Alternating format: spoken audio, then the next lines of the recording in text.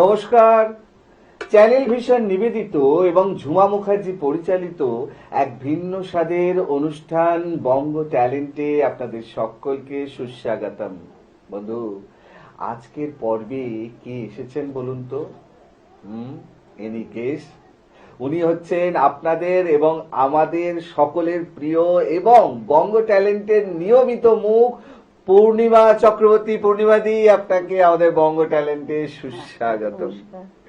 মানে আপনাকে পাওয়া মানেই ভীষণই একটা আনন্দ লাগে, জানি না কেন। সুতরাং সেই আনন্দ রেসটুকুকে নিয়েই একটা কবিতা হয়ে যাক শুরুতে। কি শোনাবেন বলুন? এটা নববর্ষ একদম এসে গেল, তা এই সেই হিসেবে আমি নববর্ষকে বরণ করে একটি কবি অনির্বাণ ঘোষের কবিতা বলবো। বাহ, তাহলে তো দারুণ হবে। শুরু করুন তাহলে। বর্ষ আসে, বর্ষ যায়, পুরাতন বৎসরের জীর্ণ ক্লান্তিকে বিদায় দিয়ে আমরা নতুন বৎসরকে আহ্বান করি। স্বপ্ন দেখি নতুন ভোরের, অঙ্গীকার করি নতুন কিছু করার। সেই হিসেবে আমি কবি অনির্বাণ ঘোষের নতুন বছর হ্যাপি নিউ ইয়ার কবিতাটি উপস্থাপনা করছি। ভীষণই প্রয়োজন, শুরু করুন। সময় কি আর থমকে থাকে, দুদ্দার ছোটে, পুরনো সব ফুল ঝরে যায়, নতুন করি ফোটে। হয়তো উঠি, হয়তো নামি, হয়তো হোঁচট খাই, আমরা কিন্তু বেঁচে থাকার গল্প লিখে যাই। হয়তো অনেক কল্পনা রং মুঠোয় চেপে ধরি, চলতে চলতে আলো ছায়ার রূপ কাহিনী গড়ি। যা গেছে তা যাক না ভেসে, হিসেব থাকে কি আর, তবু আমরা স্বপ্ন দেখব, বলবো হ্যাপি নিউ ইয়ার। পথের বাঁকে দুঃখ থাকে, চলার পথে কাঁটা, কাঁটায় কাঁটায় রক্ত ঝরে, তাই নিয়ে পথ হাঁটা। ঝঞ্ঝা এসে ঘর ভেঙে দেয়, প্লাবনে বানভাসি, ভাসতে ভাসতে আবার কেমন ডাঙায় উঠে আসি। নতুন করে ঘর বাঁধি ফের, নতুন করে বাঁচি, নতুন নতুন শপথ নিয়ে আমরা বেঁচে আছি। আশায় থাকি অন্ধকারে জ্বলবে আলো দিয়ার, তাই স্বপ্ন দেখতে দেখতে বলি হ্যাপি নিউ ইয়ার। একটি বছর কখন যেন হারায় ইতিহাসে, কান্না হাসির পথ পেরিয়ে নতুন বছর আসে। আঘাতে বিধ্বস্ত যারা, তাদের পাশে দাঁড়াও, বন্ধুরতা থাকুক তবু বন্ধুকে হাত বাড়াও। জ্বালাও আলো, আপন আলো, ঘুচাও মলিনতা, সেটাই হবে নতুন দিনের বাঁচার সার্থকতা। যতটা পাই আপন করে ততটুকুই নি, আর এসো সমস্বরে সবাই বলি হ্যাপি নিউ ইয়ার। আরে বাবা, সত্যি মানে এই কবিতাটা খুব দরকার ছিল, জানেন? আমার তাই মনে হলো যে এটা খুব প্রাসঙ্গিক হবে, খুব প্রাসঙ্গিক এবং খুব দরকার ছিল। অসংখ্য ধন্যবাদ এই রকম একটা কবিতা নির্বাচন করার জন্য। পরের নিবেদনে যাই। পরের নিবেদনে এই জানুয়ারি মাস মানে আমাদের বাংলার পৌষ মাস। পৌষ মাস মানে মেলা, খেলা, পিঠে পার্বণ, তেলে ভাজা, জিলিপি, সব সব সব সব। তা সেই নিয়ে কবি শাশ্বতী হোসেনের একটি কবিতা মকর পরব। আচ্ছা, শুরু করুন। ঘিস্তা ঘিজাং ঘিজিং ঘিনা সুবর্ণ রেখার পার, চলছে মকর মেলা টুসুর গলায় চন্দ্রহার। ভুকলা শ্যাওড়া মাঠে সাইছিল দোকান পাটে, ঢেঙা বাসে মাইক বাজছে ডুডুমে ডুডুম থা। লাগুন আমার কাঁচা পিড়িতে পাইতে দিল না, ঘিস্তা ঘিজাং ঘিজিং ঘিনা হিরিপ ধীরিপ ধা। ম্যাচিসের খৈরি হাতে, বিড়িট লইটকে দাঁতে, ভাইলছে দেখো খুকড়া লড়াই চাঁদ প্রধানের ছা। লাগোর আমার কাঁচা পিরিত পাইতে দিল না। ঘুগনির চাকনা বাটি, বসছে মদের ভাঁটি, লিসা খাইয়ে হুতকে উঠেন মাতাল রসিকা।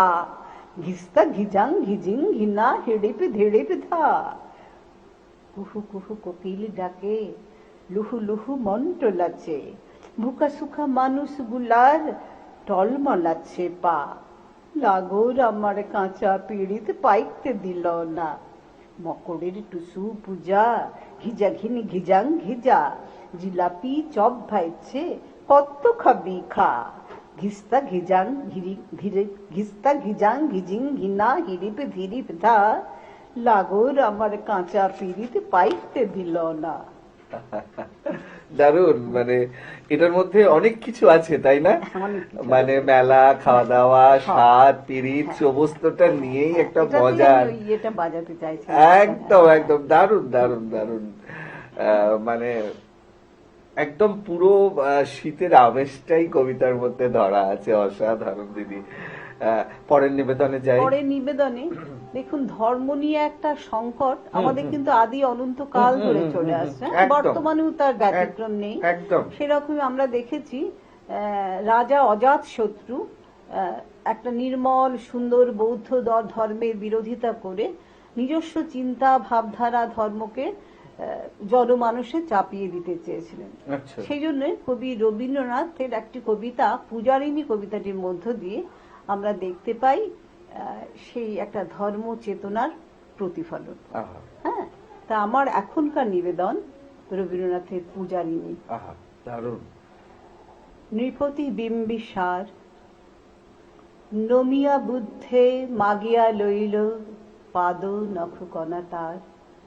স্থাপিয়া নিভৃত প্রাসাদ কাননে, তাহারি উপরে রচিলা যতনে অতি অপরূপ শিলাময় স্তূপ, শিল্প শোভার সার। সন্ধ্যা বেলায় শুচিবাস পরি রাজবধূ রাজবালা, আসিতেন ফুল সাজাই ডালায়, তাহার উপরে সোনার থালায় আপনার হাতে দিতেন জ্বালাই কনক প্রদীপ মালা।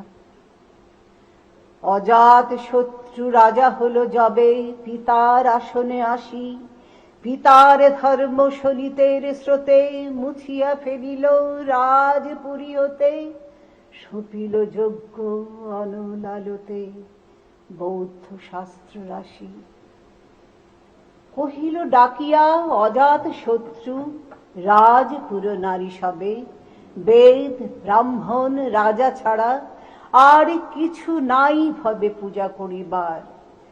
এই কটি কথা যেন মনে সার, ভুলিলে বিপদ হবে। সেদিন শারদ দিবাবসান, শ্রীমতী নামে সে দাসী, পুণ্য শীতল সলিলে নাহিয়া, পুষ্প প্রদীপ থালায় বাহিয়া, রাজ মহিষীর চরণে চাহিয়া নীরবে দাঁড়ালো আসি। শিহরি সভয়ে মহিষী কহিলা, এ কথা নাহি কি মনে? অজাত শত্রু করেছে রটনা, স্তূপে যে করিবে অর্ঘ্য রচনা, শুলের উপরে মরিবে সে জনা, অথবা নির্বাসনে। সেথা হতে ফিরি চলি গেল ধীরে বধূ অবিতার ঘরে। সম্মুখে রাখিয়া স্বর্ণ মুকুর, বাঁধিতেছিল সেই দীর্ঘ চিকুর, আঁকিতেছিল সে যত্নে সিঁদুর সীমন্ত সীমা পরে। শ্রীমতীরে হেরি বাঁকি গেল রেখা, কাঁপি গেল তার হাত। কহিল, অবোধ, কি সাহস বলে এনেছিস পূজা? এখনই যা চলে, কে কোথা দেখিবে, ঘটিবে তাহলে বিষম বিপদপাত। অস্ত রবির রশ্মি আভায় খোলা জানালার ধারে, কুমারী শুক্লা বসিয়ে কাকিনী, পড়িতে নিরত কাব্য কাহিনী। চমকি উঠিল শুনি কিঙ্কিনী, চাহিয়া দেখিল দ্বারে, শ্রীমতীরে হেরি পুঁথি রাখি ভূমে, দ্রুত পদে গেল কাছে, কহে সাবধানে তার কানে কানে, রাজার আদেশ আজি কে না জানে, এমন করে কি মরণের পানে ছুটিয়া চলিতে আছে। দ্বার হতে দ্বারেই ফিরিল শ্রীমতী, লইয়া অর্ঘ্যথালি, হে পুরবাসিনী সবে ডাকি কয়, হয়েছে প্রভুর পূজার সময়, শুনি ঘরে ঘরে কেহ পায় ভয়, কেহ দেয় তারে গালি। দিবসের শেষ আলোক মিলালো নগর সৌধ পরে, পথ জনহীন আধারে বিলীন, কলকোলাহল হয়ে এলো ক্ষীণ, আরতি ঘণ্টা ধ্বনিল প্রাচীন রাজ দেবালয় ঘরে। শারদ নিশির স্বচ্ছ তিমিরে তারা অগণ্য চলে, সিংহ দুয়ারে বাজিল বিষান, বন্দিরা দরে ধরে সন্ধ্যার তান, মন্ত্রণা সভা হলো সমাধান, দাড়ি ফুকারিয়া বলে।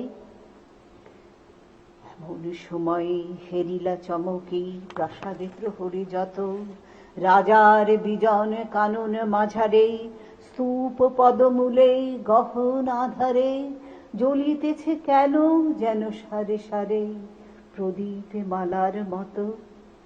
মুক্ত কৃপানে পুররক্ষক তখনই ছুটিয়া আসি, শুধালো কে তুই ওরে দুর্মতি, মরিবার তরে করিস আরতি। মধুর কণ্ঠে শুনিল, শ্রীমতী আমি বুদ্ধের দাসী।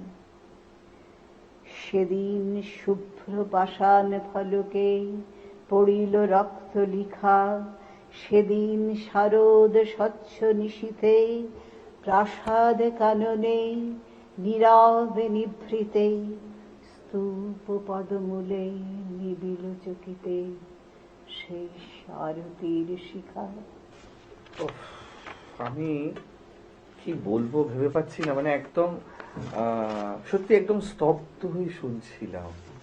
এত সুন্দর আপনি শোনালেন, মানে কল্পনার বাইরে অসাধারণ দিদি। মানে আমাদের অনুষ্ঠান একদম কবিতায় কবিতায় একদম মধ্য গগনে খুব জমে উঠেছে। কিছু করার নেই, এর মধ্যে একটা বিরতি নিতেই হবে। সত্যি দর্শক বন্ধু, আমি জানি আপনারা আজকের অনুষ্ঠান খুব তাড়িয়ে তাড়িয়ে উপভোগ করছেন। এমন সময় একটা বিরতি আমাকে নিতেই হবে। বিরতির পর এক্ষুনি ফিরে আসছি, কোথাও যাবেন না, দেখতে থাকুন বঙ্গ ট্যালেন্ট নতুন তারার খোঁজে।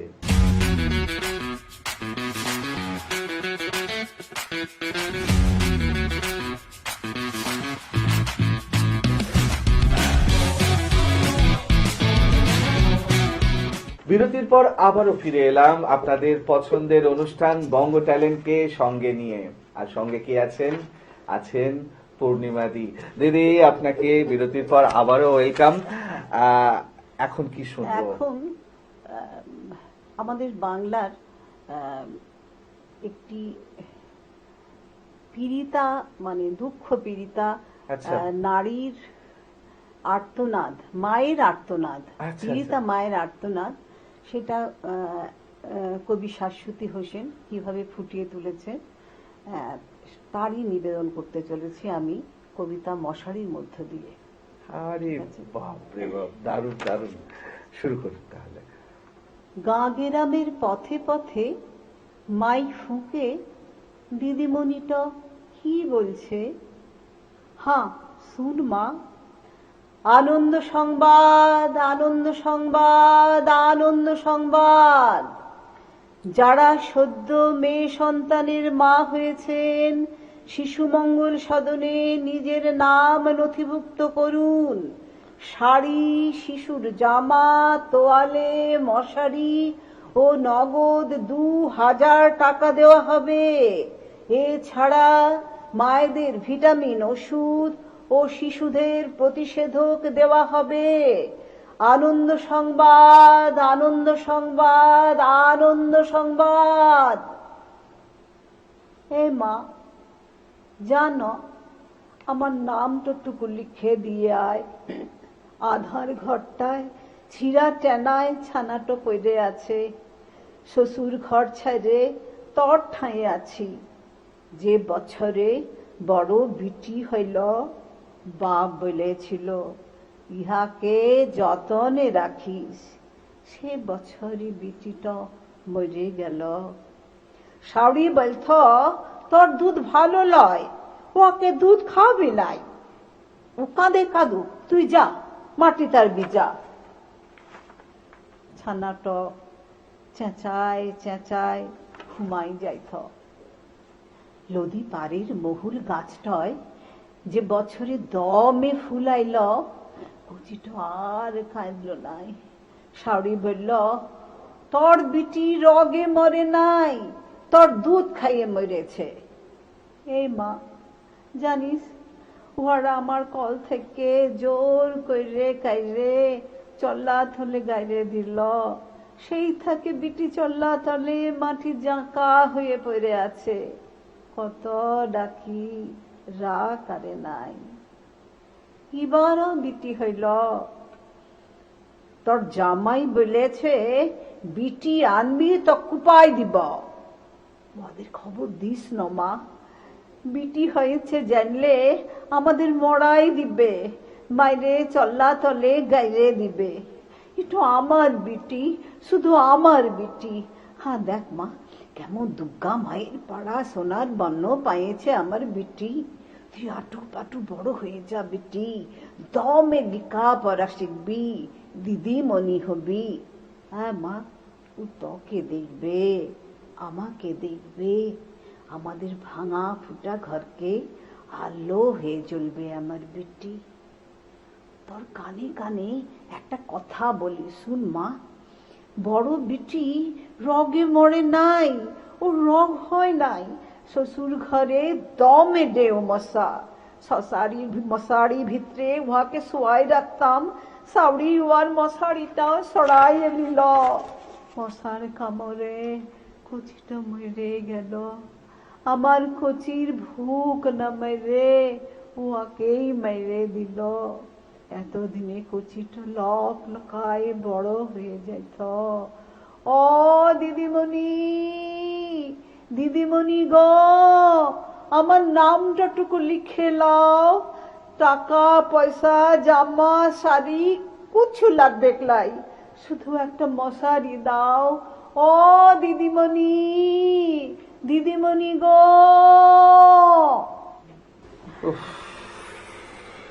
মানে কি বলবো বলুন তো, একটা অন্যরকম পরিমণ্ডল একটা তৈরি হয়ে গেল। মানে কবিতা তো শুনলাম না, যেন পুরো গল্পটা চোখের সামনে, সেই চরিত্রগুলো, সেই ঘটনাটা যেন পরপর পরপর পরপর সেজে উঠলো আর কি, কতগুলো লাইন দিয়ে, হ্যাঁ কতগুলো শব্দ বাক্য দিয়ে। কবি শাশ্বতী হোসেন, উনি এই আঞ্চলিক কবিতাগুলোর মধ্যে দিয়ে এত সুন্দর সেই ওই অঞ্চলের এটা তুলে ধরেন, একদম বাস্তব, যেহেতু উনি ওখানে থাকেন। কিছু বলার নেই। অসাধারণ দিদি, অসাধারণ উপস্থাপনা, অসাধারণ নির্বাচন। এরপরের উপস্থাপনায় যাই দিদি। আমরা মানে গুটি গুটি পায়ে হাঁটতে হাঁটতে অনুষ্ঠানে একদম শেষের দিকেই চলে এসেছি। আজকে অনুষ্ঠানের শেষ নিবেদন। শেষ নিবেদন, ঠিক আছে। না, এখন আর ওই দুঃখ শোক বেদনা সংঘাত সেসব নয়। না, এবার আবার আমরা সে আনন্দের মধ্য দিয়ে বর্ষবরণে চলে যাচ্ছি। আবার সেই আনন্দ নিকেতনে পৌঁছেছি। মানে আনন্দ দিয়েই শুরু করেছিলাম, আনন্দ দিয়ে শেষ করব কবি সুকুমার রায়ের নতুন বছর কবিতাটির মধ্য দিয়ে। দারুণ। কান্না হাসির পোটলা বেঁধে বর্ষ ভরা পুঁজি, বৃদ্ধ বছর উধাও হলো ভূতের মুলুক খুঁজি। নতুন বছর এগিয়ে এসে হাত পাতে ওই দ্বারে, বল দেখি মন, মনের মতন কি দিবি তুই তারে? আর কি দিব? মুখের হাসি, ভরসা ভরা প্রাণ, সুখের মাঝে দুঃখের মাঝে আনন্দময় গান। সত্যি এই আনন্দধারায় আমরা মেতে উঠি। এর রেশ যেন আমাদের প্রাণে মনে লেগে থাকে। তাই কবি রবির ভাষায় বলতে ইচ্ছে করে, মধুর তোমার শেষ যেন না পাই, প্রহর হল শেষ, ভুবন জুড়ে রইল লেগে আনন্দ আবেশ। সে আনন্দের আবেশ, সে আনন্দের রেশ যেন ভুবন জোড়া ছড়িয়ে পড়েছে। হ্যাঁ, এই দিয়ে আজকে আমরা শেষ করছি। নমস্কার।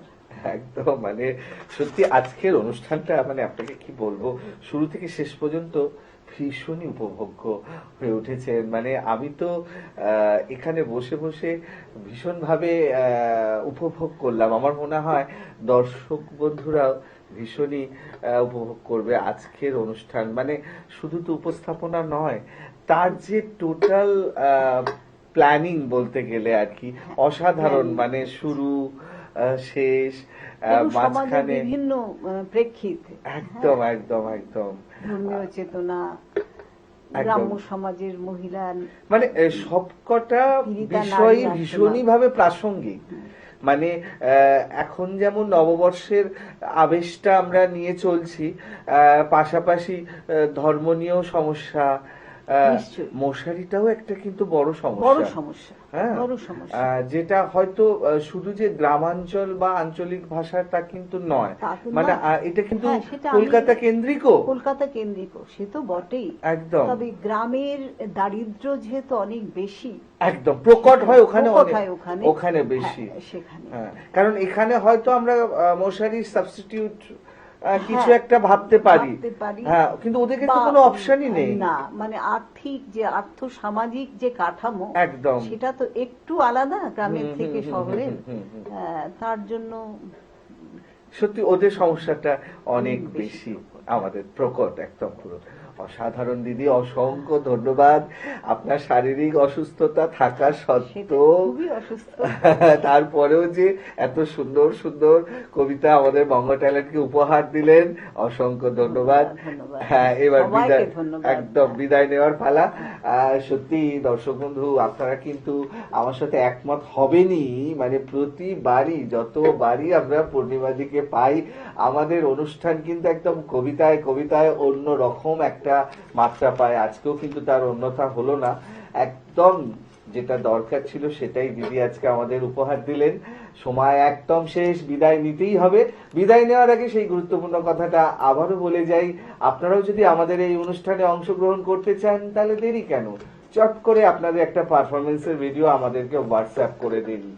আর সেই ভিডিও যদি আমাদের ভালো লাগে তাহলে আপনারাও চলে আসতে পারবেন আমাদের এই অনুষ্ঠানে অংশগ্রহণ করতে। আমাদের হোয়াটসঅ্যাপ নাম্বার 9804272808। তাহলে দর্শক বন্ধু, আজকের মতো বিদায়। আবারও দেখা হবে আগামীকাল ঠিক এই সময়ে। ততক্ষণ পর্যন্ত বিদায় বন্ধু। নমস্কার।